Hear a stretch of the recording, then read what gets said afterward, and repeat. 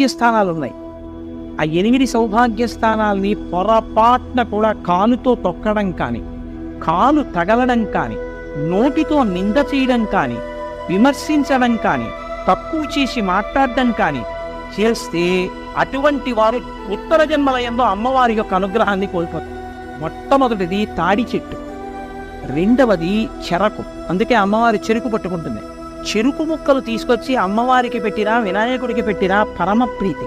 కాబట్టి చెరుకుగడ, తాడి చెట్టు, రూపుమారిన పాలు అంటే జున్ను కాని పెరుగు కాని. నాలుగవది ఉప్పు. ఉప్పుని ఎన్నడూ నింద చేయడం కానీ, ఉప్పుని తిట్టడం కానీ చేయకూడదు.